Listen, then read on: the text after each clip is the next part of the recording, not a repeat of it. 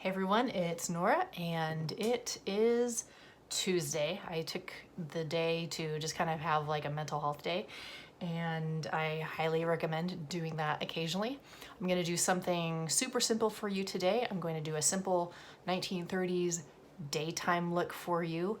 I've already refreshed my hair and I wanted to show you really quickly. This is how I wear my hair pretty much all the time, but the change I made to this is that I made a deep side part. In the 1930s, as we have seen, curls were a style that were embraced by quite a lot of women, and my understanding was always that it was more of a shorter hair look. However, I have seen some 1930s tutorials that featured women with slightly longer hair, so I'm really just kind of going today with my regular curls that have been completely refreshed. I did wash with clarifying shampoo and conditioner yesterday. I used black charcoal shampoo and conditioner from the brand Organics, if you're curious, and just really kind of used a lot of my favorite product, which is Curl Keeper, to keep everything sealed in. I felt it would also be important to show you what my texture typically looks like, to show you that your texture can change and vary quite a bit. I have several different textures in my hair, ranging from type, my loosest curl pattern is 2B and my tightest is 3C, possibly a little tighter than that. And I have super tight ringlets underneath and looser curls on top. But today, after my refresh, my curls are pretty poppin'. So I'm gonna keep them as is, and I'm going to get started right away on this daytime look for you. I hope you enjoy it. The first thing I'm going to do is prep my skin with a little bit of primer. This is Wet n Wild Water Drop Primer with cucumber scent, and hopefully there's some left. I've had this for a while, so let's see. Okay, just a little dab is left. I wanted a dewy finish today. I'm gonna go on a walk with my son after this. And he is 16, so he cares not whether I wear makeup or not. In fact, he's told me in the past, "Mom, you really don't look any different," which I think is hilarious. But he's also very sweet. He says, "You don't need makeup, you're so pretty without it." Like, aw. I'm going to cover my dark circles with my NYX concealer palette. And just really kind of get in and get those hollows covered. Now that I have concealer on, I'm going to go in with IT Cosmetics CC Cream and SPF 50. I wear this all of the time. This is my foundation these days. I really don't have anything else on hand, and I'm just going to use a tiny amount for this more subtle daytime look. My reference photo today is this one from the Vintage Dancer website, and I found this very interesting, just how, oh, it's sliding off the screen, just how simple makeup could be in the 1930s during the daytime. It says here, no eyeshadow and brown eyeliner top and bottom with heavy mascara on top, what they would call rouge, which we would typically call blush, and full and pouty lips. To me, that almost sounds like a more modern day makeup look. The main difference being that eyeshadow was not really typically used during the daytime. In the evening, they would go, according to this, they would go with all over shimmer in blue, green, or purple, or sometimes they would dab a little Vaseline on their eyelids, which I think is interesting. And of course, thin arched eyebrows. This almost really makes me think of the 90s. Do you guys remember the 1990s when everyone overplucked their eyebrows? That's what this reminds me of a little bit. So my outfit today is a more daytime look, but a little bit dressy. It's like a Sunday best type of outfit. So I think what I'm going to do is something that's a daytime look, but maybe with a pale shimmery shadow on top. I think I will do that. And just something that's not too dramatic, but just a little bit of color. It'll be very fresh and very pretty. I had to look at my different palettes to see what I had. And I do have this one that I picked up at Target. It's by Color Story. It's called Velvet Rose. And it is, they're calling it a pressed pigment palette. And these are fairly light and not overly pigmented colors. I'm going to pick up this shimmery pink Madeline and just apply a little bit to my lids. On my brow bone, I am taking this very pale color on the upper left side of the palette called Fair, and I'm just applying it over the lid color, like on top of it. For eyeliner, the look calls for brown liner top and bottom, and I have, for eyeliner, the look calls for brown eyeliner top and bottom. I don't have a brown liner pencil. I only have liquid liner, so I'm actually gonna go in with eyeshadow from my Milani palette here, this rather rich brown, and I'm going to take an eyeliner brush and dip it in and use that as my liner for today. Now eyeliner is done. And it's time for me to go in and work on lashes. So first thing I'm going to do is curl with my eyelash curler. And let me just kind of get close here. So I took today off because I was just exhausted beyond belief. I've not been sleeping well. And I had a lot of sinus pressure kind of behind my eyes, like right here. I took some allergy meds earlier today, and I can't tell you the difference in how I feel. It's a 180.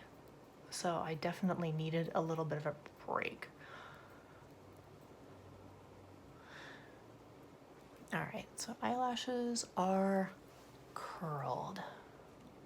For mascara, I'm going in with Thrive Cosmetics Liquid Lash Extensions. This is my current favorite mascara. I'm just going to apply it a little bit on the bottom, but mostly on the top because of what the reference photo is telling me that women would have worn heavy mascara on top.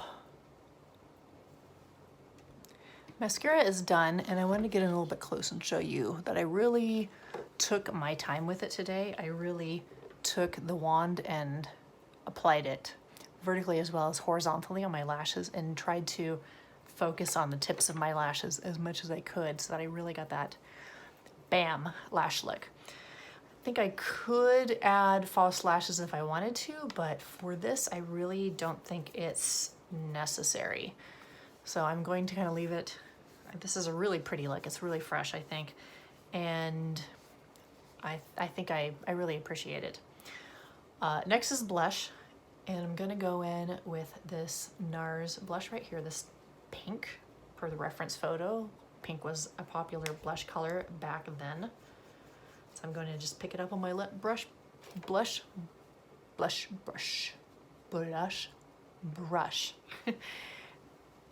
and apply to the apples of my cheeks.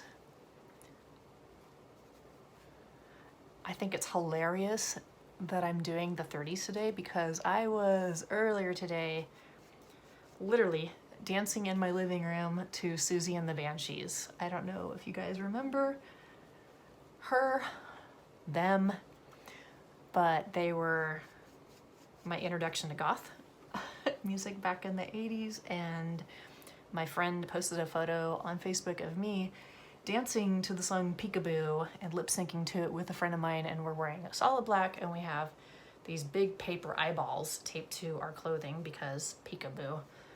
And so I just think it was funny, but Susie Sue did this really, really amazing thing a couple of years after that song came out. She had another hit with a song called Kiss Them For Me, which is about the death of Jane Mansfield. And in that video, she's amazingly beautiful. She looks like Dita Von Teese, if you know who that is. She just is wearing this beautiful long gown, and she's gazing in a mirror, and she has her hair waved. And I remember watching that video when I was in high school and just thinking, oh, she's so beautiful. I wish I could be her right now.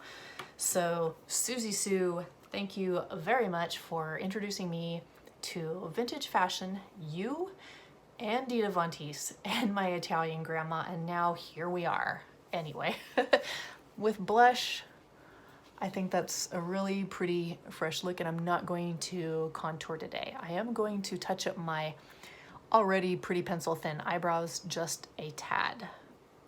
For brows, I have a nice thin brow pencil from Sephora, and I'm just gonna kind of go in and just fill in the patchy spots.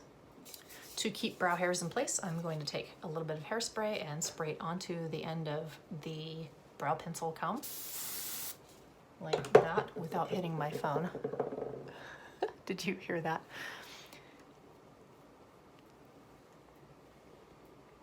I'm also going to do a little shot of hairspray right in the front of my hair to give it that sort of lift that I don't have every day. My hair is pretty heavy. I have a lot of it. And I wanted to give it that sort of glam look, like my hair was set in rollers rather than just how my curls are. The last step is lips, and for today I was trying to think of what colors I have available, and I don't always do subtle lips, so I'm going to try something a little bit different today. I'm going to take my Thrive Cosmetics lip liner. This is a very neutral shade that is your lips, but better, slightly more pigmented, and I'm going to trace. Now I'm told full lips were the rage, so I'm going to slightly overline. I'm going to accentuate my Cupid's bow, and then I'm going to go in with a product to give my lips a little bit of gloss.